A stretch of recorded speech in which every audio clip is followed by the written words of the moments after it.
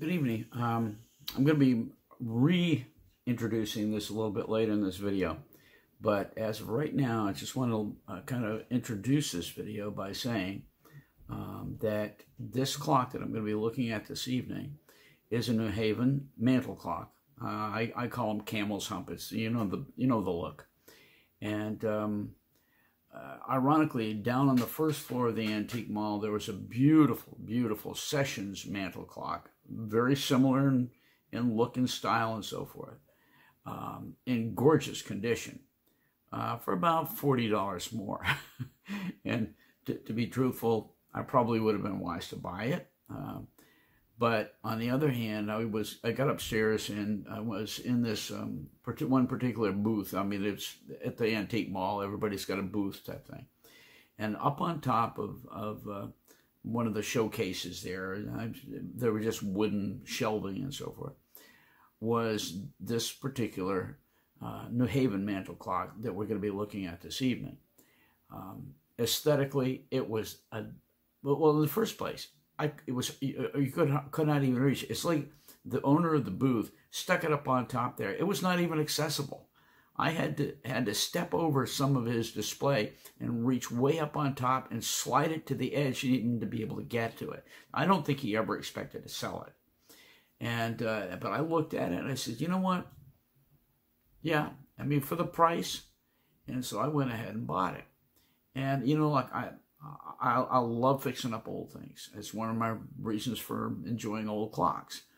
And this clock compared to the one down on the first floor, the Sessions, this is a pile of junk in terms of how it looked. Aesthetically, it was awful. And you're going to see that when I go ahead and see the first part of this video, because I'm going to do a filming before I ever got into the cleanup on it. Now, in this video, I'm not going to be paying at all attention to the movement. This is all about just the case. I'm waiting on some equipment to come in order to do some work on this particular and a few other clocks that I've got to work on. And while I'm waiting for that equipment to come in, I just looked over at this. I said, that poor old thing needs some work. And so I got to work on this. And so that's why I made this video. Aesthetically, looking at it up front, why did I even bother, But you know what? That's the joy of taking something that's really old, really beat, and working your tail off on it. Because when you get done, you can have something that's pretty much just a really nice old thing. And then that's the case in this particular clock. Is it perfect? By no means. We're going to talk about that in this video. The whole idea of the aesthetics, that it's not perfect.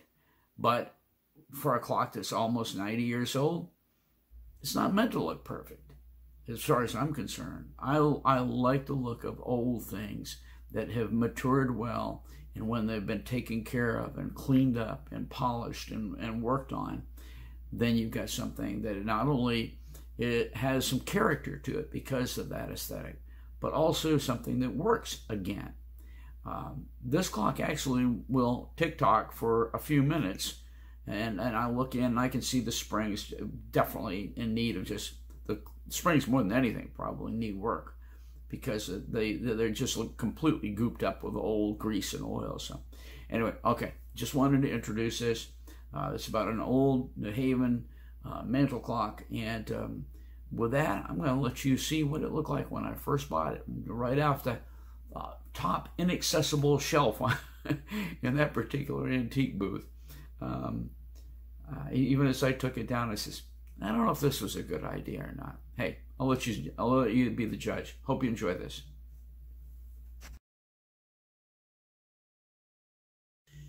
This is a 1930s era New Haven mantle clock. Very dry, very dirty, unbelievably dirty. I don't know what it is about old clocks, but they seem to accumulate lots and lots of grunge over the years. And this is no exception. Needs a lot of cleanup. I've already tried to work on this dial, and it's just about unworkable. Yeah, this is just in tough shape here. I don't even know why I bought it. I bought it for 57 bucks, and that's probably overpriced considering the condition this is in. But I'm going to clean it up, get it working, and see if we can't make something of this. A lot can be done just by cleaning, getting a lot of the. You can see how filthy the glass is here. I mean, it is just scungy. And let me turn it around and give you a look out back. Well, nice little trap door back here. Not trap door, but nice little door back here. And actually works very well. Just kind of pick up on this. Let me see if we can get my fingers on that. There you go. And there it is. There is the Haven movement, time and strike. And, okay, slow down.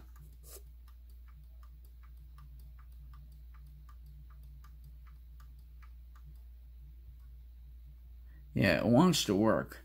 I'm reluctant to wind it up. You can see that it looks like it's already pretty tightly wound, which makes me think that this is in serious need of a lot of cleaning, and perhaps these springs are so bound up with oil and grease that they're not functioning anymore. That's be my guess. So anyway, and they got some nice cobwebs in here too. Isn't that great? You know, gotta have the real feel. There you go. Look at the cobwebs. Isn't that lovely? I've been an old clock, 1930s era. So we'll take it all apart and see what we can do. And that's after we get done with our other New Haven movement that is belongs to the missions clock, and we're still working on that, one thing at a time. One thing at a time. Oh, okay. Just done. I wanted to let you hear this.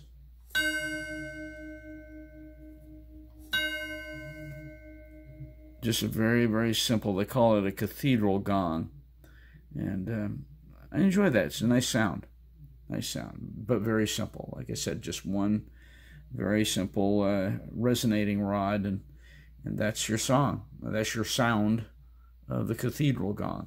So, all right. With that, I think we'll wrap it up. This is here tacked onto the inside of the back door, but I seriously doubt that this is original. It's tacked on. Yeah, I don't know. It's cardstock, and I don't know if it's original or not. But I mean, it seems to be appropriate to what's inside. All right, we'll see. Well, good evening and welcome back to Old Timers. The video about a beginner's journey into clock repair. And tonight I'm going to be talking about cleaning clocks. One of the things that I've discovered, and by the way, a lot of my information came from taking the course by John, was it Tope? I can't remember. I'm sorry. It's the TikTok School of Clock Repair and so forth, and I've really enjoyed it. I've accomplished the first 3 levels and gotten my certificate of learning to do antique clock repair. I've not done the watch section. I've not finished that yet. I'm still working on it. So anyway, but one of the things that he talks about in there is using Murphy's oil soap. Well, I've got a dilution. I don't even remember what I did on this one. It's been a while since I did this. This may actually be my wife's bottle that she kept under the counter. But anyway, the dilution for Murphy's oil soap for cleaning wooden clock cases is 1/4 of a cup to a gallon of water to a half a cup. Half a cup if you're working with particularly dirty clocks. I've got a really dirty one that I'm working on right now. I'm going to share with you in a minute. but a quarter of a cup of Murphy's oil soap to a gallon of water, and then, you know, just put it into a spray bottle. And what I'm doing is taking, instead of putting it onto a paper towel or anything like that, I'm using some 3/0 steel wool. You could probably use 4/0, but 3/0 gives you a little bit more of a bite, and where you've got a lot of buildup. I mean, I'm working on a clock right now that's 80 years old, and it's just covered in grunge. It's remarkable that they get as dirty as they do. I really don't know how they manage it. And so I'm going to show that to you in just a minute. But I use 3/0 steel wool and some Murphy's oil soap. I just pull off little pieces of the steel wool, squirt some Murphy's oil soap into it, and work an area. I don't try to do it all at once. I work an area and clean it, and you've got to do it in layers. If you've got a really dirty clock, you've got to do it in layers. You apply it, you kind of use some pressure down because you're wanting to take the grunge off, cut it with the Murphy's oil soap and the steel wool. Well, some guys probably criticize me for this, but I've come up with really good results with this. And then have paper towel, lots of clean paper towels standing by to wipe it off. When you're done with one application, go back and do it again over the same area until you feel like you're getting right down to the finish. You don't want to go into the finish. You want to get down to the finish and get as much grunge off from there as you can. Once you accomplish that, don't go any further, because what you're going to be doing ultimately is cleaning it finally with just some clean water wipe off. But then after you're done with that, wipe it dry. And then what you're going to be doing is, after you got everything very clean, is go ahead and use a paste wax, a fine furniture paste wax. Let me grab mine real quick, and I'm going to show it to you. Now, they recommend other brands, but I've found that this one really works well. This is by Varathane, and it's a finishing wax. And I've had really good results with this. I'm not getting paid for this. I'm not advertising it as the brand by any means. But if you've got a good finishing wax, that really is where you're going to get your finished coat that is going to make the clock really look good. And you want to take a bit of a damp paper towel, get some of the finishing wax on it, and put it just like you do on a car. You put the finishing wax on, you let it dry down, and then you buff it off, and do 2 or 3 layers, and it'll come up looking great. So anyway, let me turn the light on over here on this clock I'm working on. This is a new Haven Mantle Clock, and I've really enjoyed working on this. I've got one part of it done. This is one of those that looks like a camel's hump, and when you do this, I do like maybe 2 or 3 inches at a time, just 2 or 3 inches, and as several applications until I get down to basically the clean finish. Then I move up and I do some more, and so forth. So anyway, let me turn this around. I'm going to show you what we were working with. Yeah, we got to do it like. Well, in the first place, I want you to see how grungy this is up here, okay? And this is all just really coated in grunge. But then when you get down here, I've come to right here. And this is almost down. I got a little more to do on this, but you can see where the varnish itself is starting to come up. You can get a bit of a shine on it, actually. You're not trying to get it shiny, you're just trying to get it clean. And so I'm going to come back in here. As a matter of fact, I can see right now, this is not done enough right here. So I'm going to be doing this section and probably moving up to about midway up the curve here with this batch. I'm going to set this up on my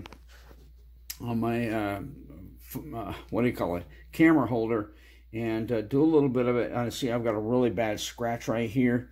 I'll probably be going back in and doing some touch up with with a match coat as far as the varnish is concerned, and trying to correct that later. When you get one that has a really bad finish, you probably want to go a different route with this. But when you've got a finish still there and it's under the grunge, this is the best way to go.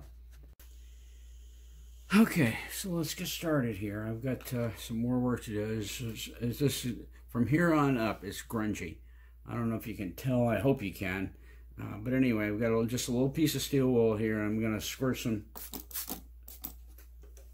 Murphy's oil soap dilution into it.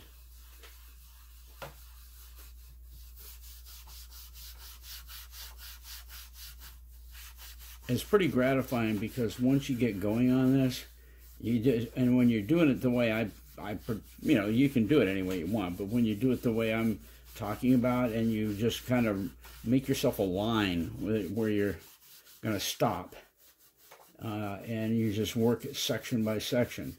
When you do that and you stand back, and after you do a couple of applications and you wipe off with paper towel, you can really see the difference where you left off and where you got more work to do, you know.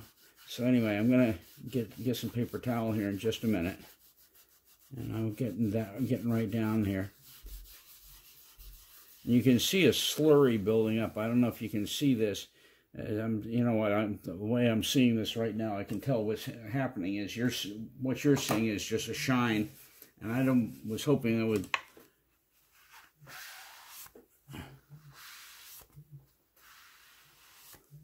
I want you to see the grunge that came off on that. And this light is pretty intense here, but I mean, the amount of grunge that I just got off from that is just remarkable. And that's not done yet at all. And so I'm going to go back and I'm going to do another application. I probably will stop at 2 because this is a very old finish, and I don't want to actually hurt the finish. All I'm trying to do is take off the grunge. And believe me, old clocks get grungy more than anything. I don't know what it is about them. You know what it is? Nobody ever pays attention to them. They wind them up and they let them sit there. They don't ever stop to think about cleaning them. And anyway, okay. So give me 1 second. I'm going to get some fresh paper towel. This is not going to work. I need some fresh stuff.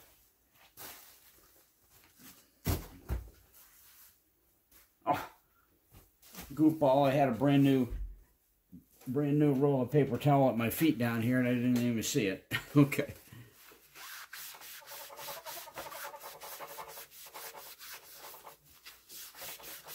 And even with that second application, I've got a lot of grunge that came off from that. Now I hope you can see the line here where I've worked up to, and that's not a shine because it's wet.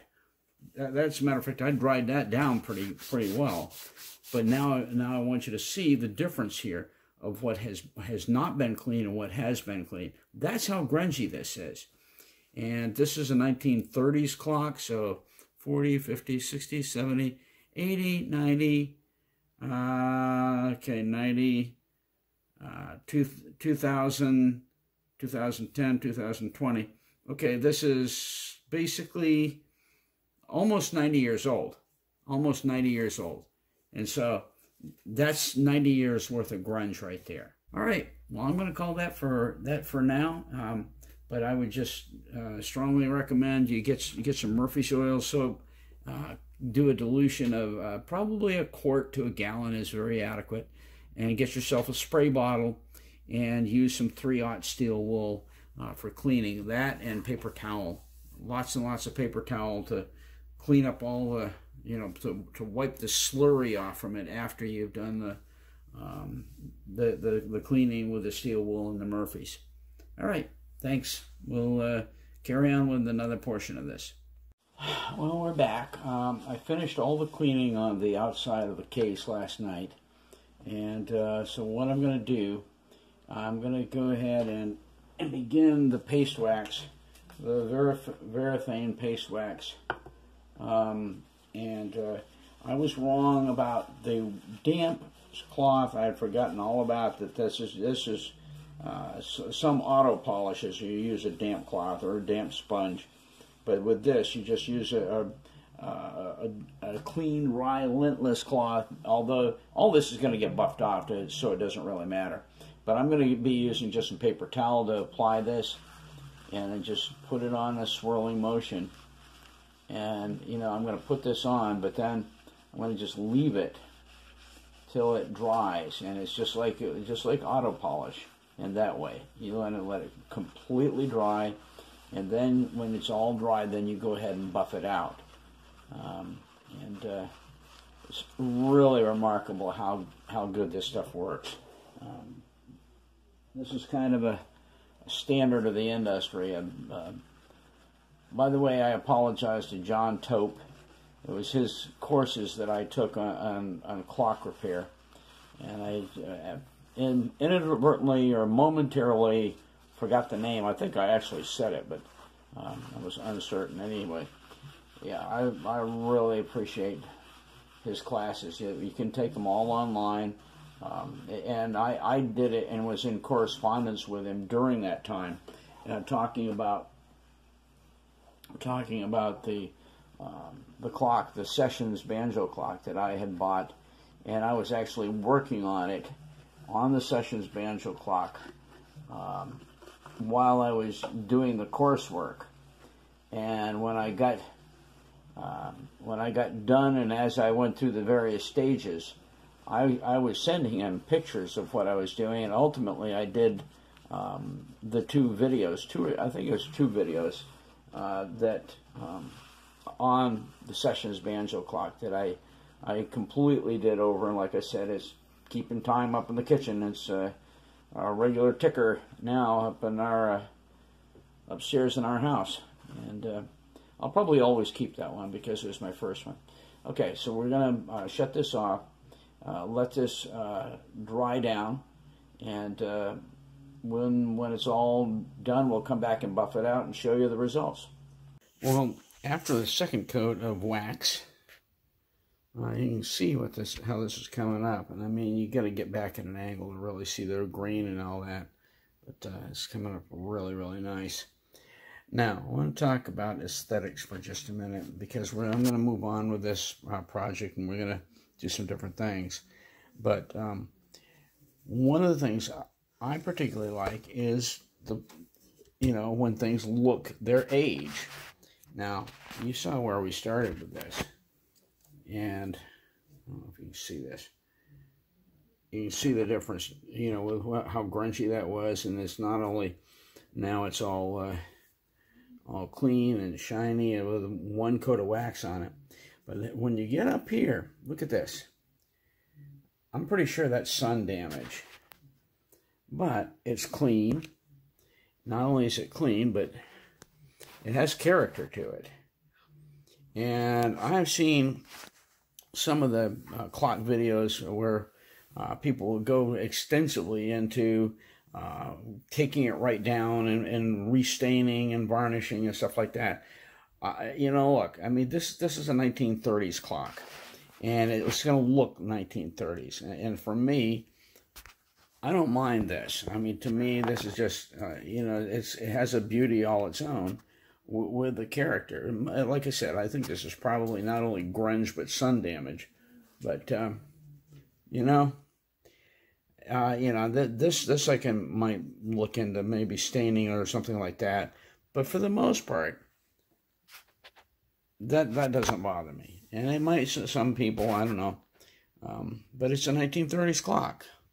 And once it gets cleaned up and it gets this is the main thing, isn't it, right? Once the movement gets completely rebuilt, and up and running, it has a unique character. It looks its age, and I think that there's something to be said for that. When things look their age, and it just really has a certain beauty to it when they are showing that they're that old. Okay, so we're going to stay with aesthetics for a minute on this video. This is a final Gingerbread Waterberry Clock. I'm not sure of the age on this one. It's early 1900s, I know that. Lovely, lovely reverse stenciling, I believe, on the back side of the glass. And I'm going to be doing a whole episode on this much later. I had to rebuild this door. It was, in matter of fact, I've already shot a bunch of footage on it, but that's coming in a later video. But the door frame itself fell apart. It was in two pieces. The glass came out. Thankfully, the glass didn't break, and I basically rebuilt the whole thing, cleaned the glass, and put everything back, and now it's all in order. And you notice with these, I always, hang on, let me just do this real quick. When I'm moving them around, I'll just take the pendulum off. That way it's not banging into the gong. And anyway.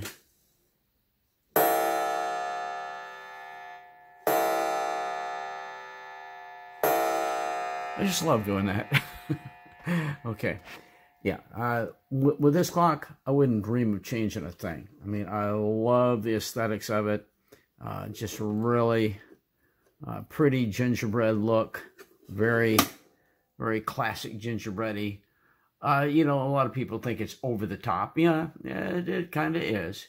By the way, they did these oak fringe pieces of gingerbread by steaming the wood and pressing it. That's how all this was in. Some people think hand carved it. No, it wasn't hand carved at all. It was steam pressed. And like I said, the ones that are in good shape are worth, well, they're not worth a lot of money, but they're worth a lot just in the fact that you've still got to find an example. And there's a lot of them out there. As I said, this happens to be a Waterberry clock. The night that I got this from the antique store, or the antique mall down here, it was just coming up on 8 o'clock. And the pendulum was still in it.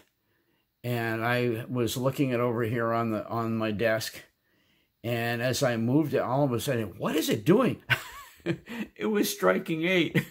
I mean, it was perfect. I mean, it was so cool. Anyway, okay, aesthetics. Like I said, they designed these things that were just really just over the top. I mean, the zigzag pattern here is kind of different than all of the florally scrollwork stuff, you know. But you know what? And then they got some egg and dart look right here around the border of the frame of the door. But it all just makes into this amazing piece of gingerbread. So anyway, like I said, I wouldn't dream of changing this. This is just a really final piece of clock. It is, by the time I get done with it, it's going to be worth, I don't know, quite a bit. It's the dial on this is beautiful. I mean, it's got some staining. Who cares? It is just beautiful. So that's for another day. On down the road. I'm going to do one more clock, and we're going to call it quits with this video. But let me just kind of replace this one here on the bench, and we'll get back to you. Okay, here is a New Haven clock, and this is sad. I'm sure it's going to be a final piece. I love the gold stenciling on the reverse. Just really pretty stuff. But it's missing a lot.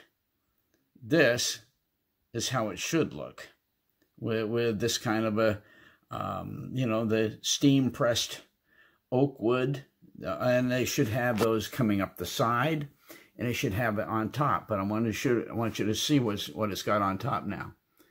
Somebody thought they would replace it because apparently it broke off. That's hand carved, and I'm sorry, bless the heart of the people who tried this. It is sad. That is just sad. And I don't know. I think what I'm going to do is take that off and build a brand new. And I won't be able to duplicate this, okay? But I have some ideas of how to do maybe some columns and some minarets up here, and maybe a bit of a colonial scroll. but that will not be staying. Like I said, it's sad because this is a final Haven clock, and there's no reason this shouldn't be just a really excellent example of one, except that much of its original work has been taken out of it. It's gone. And I'll show you. This is where it was. This is where it was right here. You can see this. That's where that side woodwork that went up. You can almost see this faint line here. And let's see if I can get it over here too. There's the pendulum. Yeah, there it is.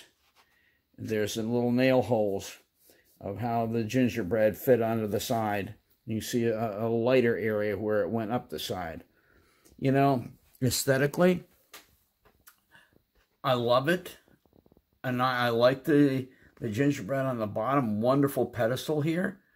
And I like the door is marvelous. Just a really pretty egg and dart kind of a design. But, you know, without the other stuff, it would almost be a prettier thing if you just got rid of that and left it like an obelisk, you know, just straight up. But I'm going to try to do something to build something that is aesthetically pleasing and kind of works with the general look of the thing. And as I said, that sad thing is going to go away. So aesthetically, guys, these clocks of old were just magnificent. And they had a lot of companies, you know, going for the dollar, trying to, and these were not expensive clocks, okay? This is an old Waterberry clock. The other one was a Haven. No, this is a Haven. The other one was a Waterberry clock. I have a Sessions clock. You know, I have a Seth Thomas clock. And Seth Thomas really is kind of the one that got it started with a Haven also. And, you know, they are all competing. And I think that's one of the reasons that these designs got so crazy, is because they were having to go for fancier and bigger and better and so forth. So, listen, thanks for stopping by, old timers. I'm going to quit with this, and hope you've enjoyed this a little bit. We've, like I said, we did a little bit of cleaning, a little bit of waxing, and I love looking at my old clocks. I mean, they're just wonderful, and these are things I'm going to be doing, but kind of one step at a time. And in the meantime, this is putting another one in here just for the sake of the aesthetics.